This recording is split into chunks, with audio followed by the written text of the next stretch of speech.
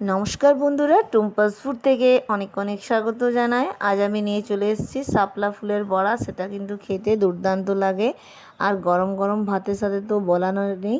আর এটা বানাতে মাত্র 10 মিনিট সময় লাগে। হাতে যদি থাকে 10 মিনিট, তাহলে আপনি কিন্তু এই চটপট এই শাপলা ফুলের বড়া রেসিপিটি বানিয়ে ফেলতে পারেন খুব সহজে।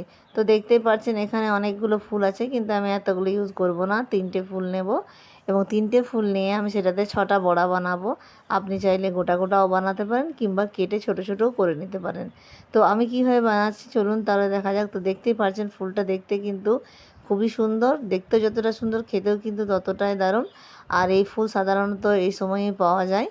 তো এরকম সিজনে কিন্তু অবশ্যই একবার ট্রাই করবেন এই শাপলা ফুলের বড়া, খেতে কিন্তু দারুণ লাগে। তো আমি এখানে ছোট ছোট একটু ডাঁটি সমেত কেটে নিচ্ছি। আপনি চাইলে পুরো ডাঁটিটা কেটে নিতে পারেন, কারণ এটা থাকলে হাতে ধরতে সুবিধা হবে, তাই আমি ডাঁটি সমেতই কেটে নিচ্ছি।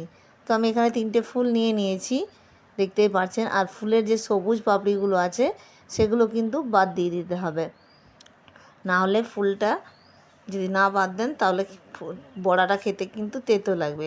আর ফুলের ভেতরে একটু হলুদ অংশ থাকে, সেটাও কিন্তু বাদ দিয়ে দিতে হবে। আর এটা আপনি চাইলে ছোটো কুচি কুচি করে পেঁয়াজ দিয়েও বানাতে পারেন, কিন্তু আমি সম্পূর্ণ নিরামিষ বানিয়েছি। আপনি চাইলে এটা ছোটো ছোটো কেটে টুকরো করে লঙ্কা কিংবা পেঁয়াজের সঙ্গে কেটেও কিন্তু বড়া বানানো যায়। তো আপনার যেরকম পছন্দ আপনি সেরকমভাবে বানাবেন, কিন্তু আমি এখানে নিরামিষ পদ্ধতিতে দেখাচ্ছি। তো দেখতে পাচ্ছেন হলুদ অংশটা আমি এখানে কিন্তু বাদ দিয়ে দিচ্ছি।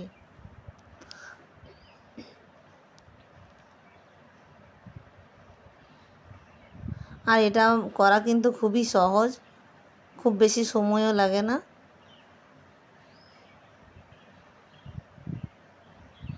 এবারে আমার সমস্ত ফুলগুলো ছাড়ানো মোটামুটি হয়ে গেছে।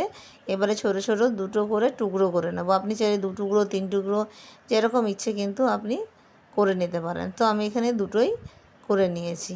এবারে ফুলগুলো খুব ভালোভাবে ধুয়ে নেব। তো বন্ধুরা, ভিডিওটি যদি ভালো লেগে থাকে তো অবশ্যই চ্যানেলটাকে লাইক এবং সাবস্ক্রাইব করতে ভুলবেন না। তো দেখতেই পাচ্ছেন আমি এক এক করে খুব ভালোভাবে ফুলগুলো ধুয়ে নিচ্ছি। অপর দিকে আমি কিন্তু ব্যাটারটা বানিয়ে নেব।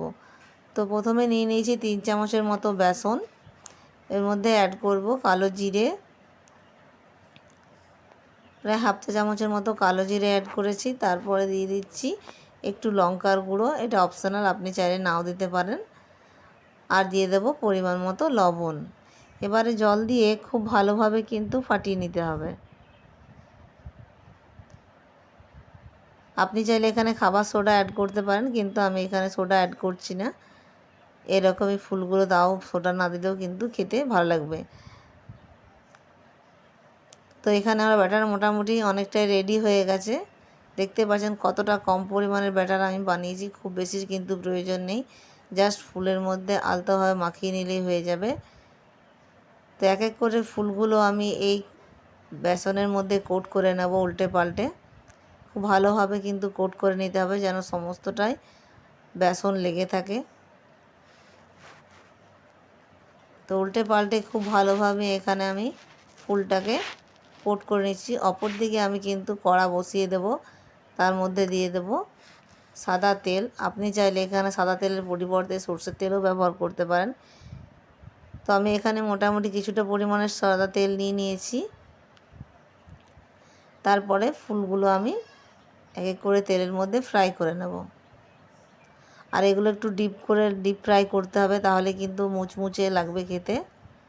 আর এটা দেখতেই পাচ্ছেন কত সহজে কিন্তু আমি বানিয়ে নিলাম। তো এক পিসটা আমার ভাজা হয়ে গেছে, ওপর দিকটা উল্টে আর একটা আমি কিন্তু এখানে ভেজে নেব। প্রায় প্রত্যেকটি বড়াই কিন্তু এরকমভাবে আমি ভেজে নেব। তো বন্ধুরা দেখতেই পাচ্ছেন কত সহজে কিন্তু এই শাপলা ফুলের বড়া বানানো যায়। আমাদের এখানে শাপলা ফুলকে অনেকে শালুক ফুলও বলে থাকেন। তো আপনারা যেটাই বলে থাকুন অবশ্যই কমেন্ট করে জানাবেন আপনারা কি বলে এটাকে চেনেন। তো বন্ধুরা দেখতেই পাচ্ছেন কত সহজে কিন্তু এই দারুণ সুন্দর ফুলের বড়া রেসিপিটা বানানো যায়। তো অবশ্যই বাড়িতে একবার ট্রাই করবেন, আশা করি ভালো লাগবে। আর ভালো লাগলে অবশ্যই একটা লাইক শেয়ার কমেন্ট করতে ভুলবেন না। তো মোটামুটি দেখতেই পাচ্ছেন এক পিসটা লাল হয়ে ভাজা হয়ে এসেছে। তো আমি উল্টে পাল্টে দুটো বড়াই কিন্তু খুব ভালোভাবে ভেজে নিচ্ছি। যখন দেখবেন একদম লাল লাল হয়ে এসেছে ঠিক সেই সময় কিন্তু তুলে নিতে হবে।